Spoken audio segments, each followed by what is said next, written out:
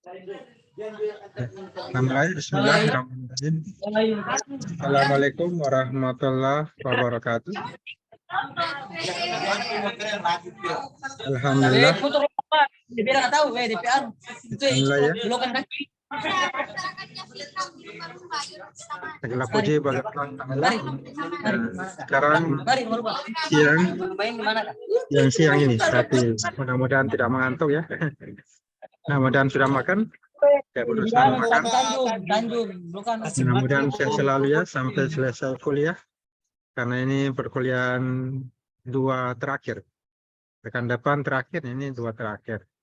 Perkuliahan ke-14. Pekan ke-14 ini kita akan membahas tentang praktikum di laboratorium. Mekanika tengah tentunya. Nah, di sini sudah ada tugasnya. Saya diklik untuk mengerjakannya. Nah, sebelumnya sudah terkunci ini. Hari lalu tapi sudah dibeli kembali. Memori penyimpanan hard disk jadi sudah bisa terbuka. Ada ini soalnya jelaskan 2 bagian percobaan laboratorium ya. Nah, ada sifat fisik dan mekanis. Nah, lalu jelaskan apa saja percobaan sifat fisik tanah dan apa saja percobaan sifat mekanis tanah. Nah, itu 3 saya ditambah dengan pengembangan karakter tentang Nabi Yakub, apa yang bisa kita aplikasikan dalam kehidupan kita sehari-hari. Akhlak apa? Karakter yang baik tentunya. Nah, jawabannya sudah ada di sini. Materi kita pada kesempatan kali ini tentang lab, ya. Laboratorium mekanika tanah. Jadi nanti akan ada praktek di laboratorium mekanika tanah. Kalau dulu kerjasama dengan Universitas Tadulako, sekarang kerjasama dengan Universitas di Gorontalo ya, UNG. Nah, sekarang kita masuk ke pembahasan apa saja yang diteliti itu agar lebih akurat ketelitiannya, maka perlu penelitian lab laboratorium. Nah, apa saja percobaan yang dilakukan? Ada 2. Index properties dan engineering properties. Index properties itu sifat fisik tanah, ya, yaitu sifat tanah dalam keadaan asli digunakan untuk menentukan jenis tanah. Nah, itu index properties, menentukan jenis tanah. Kalau engineering properties itu sifat mekanis tanah. Itu sifat tanah jika memperoleh pembebanan dan digunakan sebagai parameter dalam perencanaan fondasi. Nah, ada 2, fisik dan mekanis tanah. Nah, kemudian apa saja itu? Lihat di dalam laboratorium berkaitan dengan yang pertama, sifat fisik tanah. Percobaan apa saja? Yang pertama, W atau kadar air. Gunanya untuk menentukan kadar air tanah. Yaitu perbandingan berat air yang terkandung dalam tanah dengan berat kering dalam persen. Dalam persen. Persen. W, kadar airnya dapatkan dikalikan 100%. Ruwetnya W1 kurang W2 per W2 kurang W3. Ini nanti dapatkan di laboratorium. Kemudian berat jenis gas. Gas itu berat jenis tanah. Gunanya untuk mendapatkan nilai berat jenis suatu tanah. Alatnya digunakan piknometer. Jadi rumusnya gas ini W2 kurang W1 per W2 kurang W1 ditambah W4 kurang W3. Yang ketiga, apa ini? Alfa atau gamma ini? Ini berarti isi. Apa gunanya? Alfa ini untuk mendapatkan berat isi tanah yang merupakan perbandingan antara berat tanah basah dengan volumenya dalam satuan gram per cm kubik. Ini alatnya cincin uji. Nah, lebih lengkapnya nanti di praktek di laboratorium. Berat isi ini alfa ini atau gamma ya bacanya? Gamma ya, gamma. Gamma sama dengan W2 kurang W1 per V. Satunya gram per cm. Ini penjelasannya W2, W1 ada. Volume tanah, gamma ibarat isi tanah. W1 itu berat cincin, W1, W2 berat cincin. Kemudian batas Atterberg. Batas Atterberg. Ada batas plastis, ada batas cair, ada batas padat. Jadi tanah itu berbeda-beda jenis. Ini dia digunakan batas Atterberg untuk menentukan jenis tanahnya, dia jenis apa. Apakah pasir atau kerikil atau danau, lempung, danau berpasir, itu batas Atterberg. Ini tahun 90 ada seorang ilmuwan Swedia namanya Atterberg. Dialah yang mengembangkan metode menjelaskan sifat konsistensi tanah berbutir halus pada kadar air yang bervariasi. Ya, ada kadar airnya. Menentukan cair atau padat dengan kadar air. Batas Atterberg ini masih dibahas pada awal 1900. Nah, ini ilmuwannya utama Atterberg tadi. Ya, jelaskan sifat konsistensi tanah berbutir halus pada kadar air yang bervariasi. Nah, muncullah konsep LL, TL, TS. Ada LL batas cair, ada PL batas plastis, dan PS batas susut. Batas cair LL itu gunanya, batas cair itu adalah kadar air di mana tanah berada dalam keadaan plastis dan cair. Itu batas cair. Kalau PLL, batas plastis atau PL, itu untuk mengetahui batas plastis suatu tanah. Itu nilai terendah dari suatu contoh di mana tanah tersebut masih dalam keadaan plastis. Dan batas susut PS ini gunanya mengetahui batas susut suatu tanah. Nah, ini ada rumusnya ini. Dengan memasukkan data-data bisa didapatkan. Batas Atterberg. Kemudian pemeriksaan gradasi. Nah, gradasi tanah. Nah, ini melakukan analisa saringan, analisa hidrometer. Saringan menentukan pembagian ukur butir. Ya. Satu contoh tanah. Nah, berapa besar butirannya itu? Berapa mili, berapa senti? Ya, disaring. Ada saringan 4, nomor 4, dan seterusnya. Ada analisa hidrometer. Nah, analisa saringan tadi ini bisa menentukan butiran itu dia masuk agregat kasar atau halus. Nah, ada standar besaran butiran, jarak butirannya. Sedangkan analisa hidrometer gunanya menentukan pembagian ukuran butir dari tanah yang lewat saringan. Nomor 200 saya masuk kategori berbutir halus atau lempung. Nah, ini dalam bentuk grafik. Ini kategori gravel. Nah, agregat kasar, sand, pasir. Ini gravel kerikil ya. Kerikil, pasir, silt. Partikelnya. Persentasenya. Jadi ukurannya sudah ada. Berapa ukurannya untuk kerikil, pasir, itu masuk kategori. Standarnya sudah ada. Kemudian percobaan yang kedua, nah, percobaan mekanis. Ada konsolidasi. Nah, ini jawabannya ya. Apa saja percobaan mekanis? Ya, konsolidasi yang pertama ini. Mengetahui sifat pemempatan atau kompresibel suatu garis tanah. Mempat tanahnya. Sifat perubahan isi dan proses keluarnya air dari dalam tanah disebabkan adanya perubahan tekanan. Vertikal tekanan dia, ada kompres. Konsolidasi. Dikenalkan yang pertama oleh Terzaghi.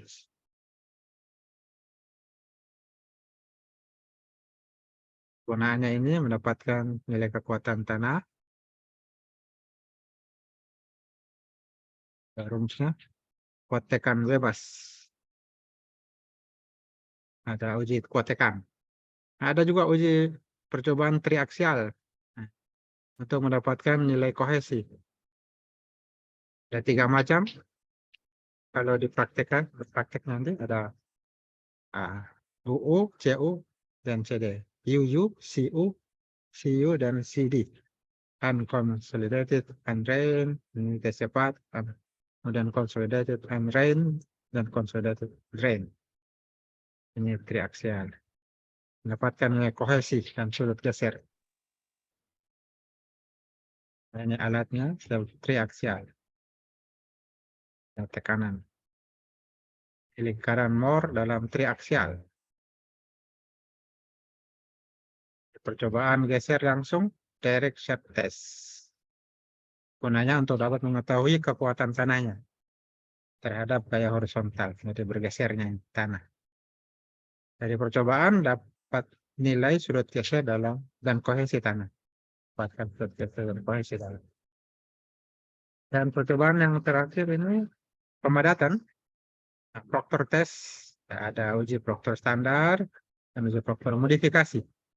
Apa gunanya? Menentukan hubungan antara kadar air dan kepadatan tanah hingga bisa diketahui kepadatan maksimum dan kadar air optimum. Nah itu. Jadi itulah praktek-praktek yang dilakukan pada laboratorium mekanika tanah ya. Ada yang uji fisik dan ada mekanis. Ada fisik dan mekanis. Index properties dan engineering properties. Index properties yang itu jawabannya dari pertanyaan. Buat fisik tanah ada kadar air apa saja yang fisik tanah, kadar air, berat jenis tanah, berat isi, batas aterbat, ya, pemeriksaan gradasi. Nah, yang sifat mekanis apa saja? Jawabannya ini konsolidasi, cobaan triaksial, ya, konsolidasi ini, buat tekan bebas triaksial, cobaan pemadatan, Proctor test, ya, demikian. Dan sekilas uji di laboratorium. Kalau rumus-rumusnya bisa di-download di internet. Praktikum mekanika tanah nanti yang muncul itu. Apa saja yang dipraktekkan, rumus-rumusnya, angka-angkanya sudah ada semua. Nah, kemudian terakhir kita tutup dengan pengembangan karakter. Dari mencoba mengembangkan karakter mahasiswa.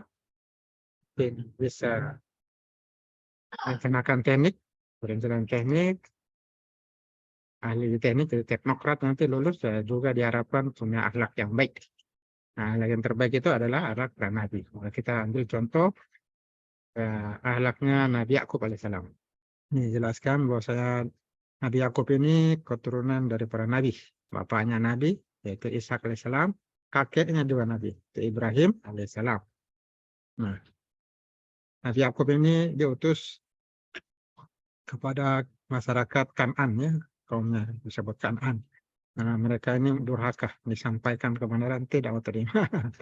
Itulah fakta masyarakat. Nabi Yakub alaihissalam ini seorang anak yang patuh dan berbakti pada orang tuanya. Jadi ini jadi contoh kita, ya sebaiknya orang teknik itu nanti harusnya berbakti pada orang tua. Dan sekarang dan selesai kuliah terus berbakti pada orang tua, ya, tidak durhaka pada orang tua. Kemudian Nabi Yakub alaihissalam ini punya saudara kembar namanya Isu. Nah, ini orangnya agak apa namanya sirik orangnya, suka iri, suka dengki, ya benci. Saudaranya sendiri dia benci. Ini contoh yang tidak baik ya. Apa yang kemudian dilakukan ini Nabi Yakub menyampaikan pada ayahnya, dan Nabi Yakub menyampaikan ayahnya, Nabi Ishak ya, ayahku, aku minta nasihat. Apa yang sebaiknya lakukan? Aku lakukan terhadap saudaraku ini. Lalu diberikan nasihat ya, agar berhijrah. Ayahnya Nabi Ishak alaihissalam menyampaikan agar berhijrah ke Irak, ke pamannya namanya Laban, daerah Padan Aram, Irak. Dan didoakan semoga Allah meninggikan derajat Nabi Ishak, derajat Nabi Yakub ya, bapaknya yang berdoa memberikan nasihat hijrah dan mendoakan supaya derajatnya menjadi tinggi dan perjalanannya berkah. Dan akhirnya setelah besar ya, Nabi Yakub menjadi seorang nabi, diangkat Allah jadi nabi, melanjutkan aktivitas dakwah ayahnya juga sebagai nabi dan kakeknya juga sebagai nabi. Dia menyampaikan kebenaran di masyarakat. Ada yang menerima, ada yang menolak. Itulah dalam penyampaian pada nabi, ada yang menolak, ada yang mendukung. Nah, Nabi Yakub alaihissalam ini memiliki anak 12, wah, banyak ya. Dia sangat menyayangi mereka, selalu berpesan kepada mereka agar mereka istiqomah dalam Islam hingga mati dalam keadaan memeluk Islam. Nah, Nabi Yakub menyampaikan, wahai anak-anakku, Allah Ta'ala telah memilih agama ini bagimu, maka janganlah mati kecuali dalam memeluk agama Islam. Wala tamutunna illa wa antum muslimun. Jadi Islam ini sudah agama turun-temurun Dari sebelum Nabi Muhammad SAW juga sudah Islam. Ya. Itulah kisah Nabi Yakub ya yang bisa kita ambil hikmahnya, di mana kita harus patuh pada nasihat orang tua, ya, berbakti pada orang tua, tidak durhaka. Kemudian selama saudara tidak boleh membenci, tidak boleh saling membuli, ya, tidak boleh saling iri. Nah, kalau ada yang baik pada saudara kita, ya kita senang juga harusnya, bukan sakit hati. Nah, kemudian yang masih bisa dalam hal tertentu perselisihan, ya sebaiknya mengalah dan jauh. Kalau tidak mau menerima kebenaran dan berselisih. Kalau tidak sombong, berselisih tidak masalah. Karena ada dua pendapat, berselisih, ya yang satu pasti yang salah, mengakui salah, perbaiki, ya tidak ada masalah. Berselisih. Tapi masalahnya kalau dua-duanya mempertahankan pendapatnya, yang salah mempertahankan pendapatnya juga tidak mau benar, ini lebih baik kita mengalah dan menjauh, ya, untuk menang, mengalah untuk menang. Karena dia tidak akan mau menerima kebenaran. Begitulah. Fakta di dunia ini ada juga orang seperti itu. Nah, itulah hikmah yang kita bisa ambil. Dan ini salah satu zikir pagi petang. Bagus dibaca. Raditu billahi rabbah. Adalah Islam dina. Muhammadin sallallahu alaihi wasallam nabiyya. Kami ridha Allah sebagai Rabb, Tuhanku, dan Islam sebagai agamaku, dinku, dan Nabi Muhammad SAW sebagai nabiku.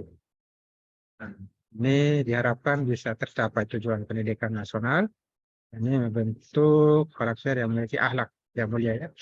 Beriman, bertakwa, bertuhan Esa, berakhlak mulia. Samping sehat, berilmu dalam hal teknik, ya, cakap, kreatif, mandiri, ya, ini juga berakhlak yang penting. Tujuan pendidikan yang sebenarnya itu adalah membentuk akhlak. Kalau akhlak seseorang sudah benar, ya, kalau seseorang sudah terbentuk, maka berhasil pendidikannya. Jadi kalau belum berhasil terbentuk akhlaknya, belum bisa berbuat jujur, hadir, masih suka berdusta dan sebagainya, ya suka maksiat, ya suka meremut amal-amal yang berpahala, maka ini tentunya belum berhasil pendidikan dari orang tua. Jadi tujuan pendidikan itu membentuk akhlak, untuk tingkah laku, kepribadian, ya, kepribadian yang baik. Ya, saya kira demikian materi kita sampai kali ini. Ya, ada yang belum di absen ini, saya lihat.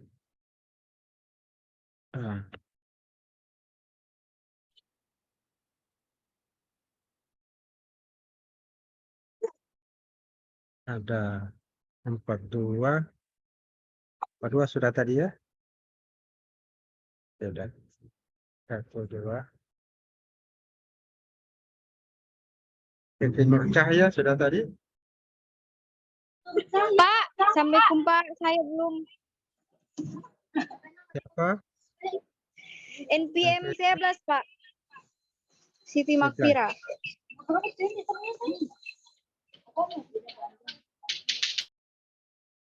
Ya, Ya, makasih Pak.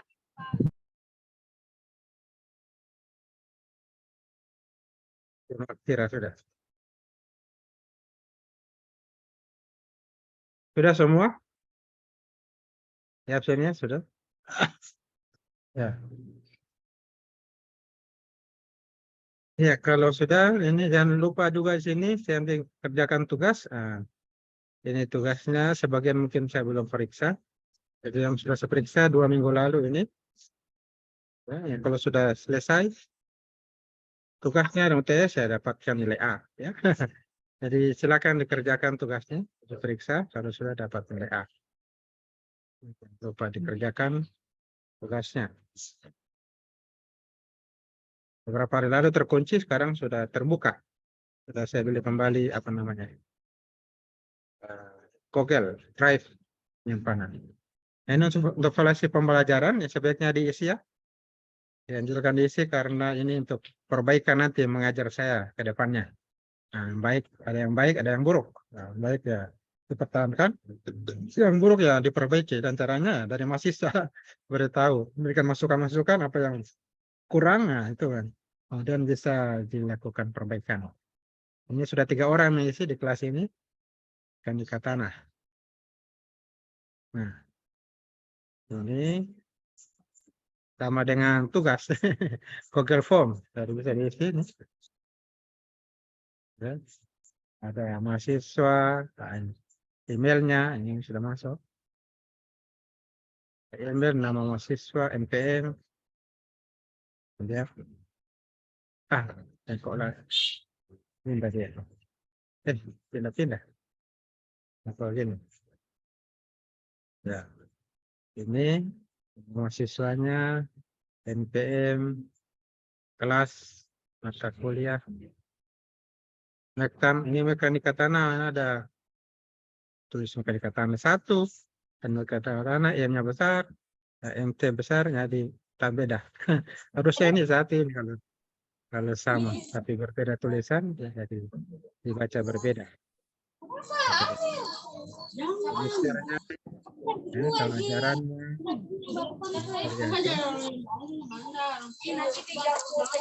materi, ini soalnya. Tapi yang perlu diperbaiki misalnya bagaimana dalam penyampaian materi, ya ada yang bagus dan tidak bagus, ya ini perlu diperbaiki. Bagus. Nah ini yang lainnya tidak ada hijau dan ungu. Nah, ini Siapa suara yang suara dan kejelasannya. Yang lainnya ini bagus. Jadi silakan berikan masukan di bagian bawah kalau ada ya yang perlu diperbaiki. Ya, masukan ide supaya dinilai yang mengantarkan mengirim tugas.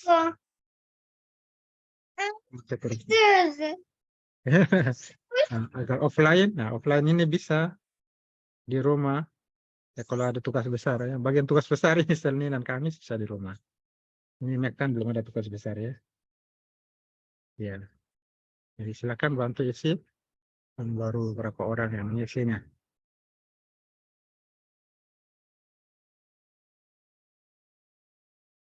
Ya. Ada 3 orang. Jadi yang lain diharapkan juga mengisi. Itu kuliah kita. Tidak kelihatan tadi. Sudah saya tutup dari screen.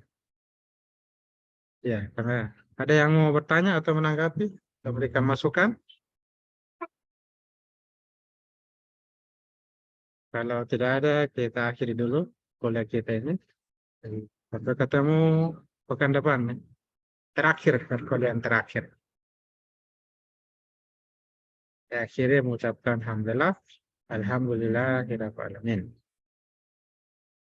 Wassalamualaikum warahmatullahi wabarakatuh.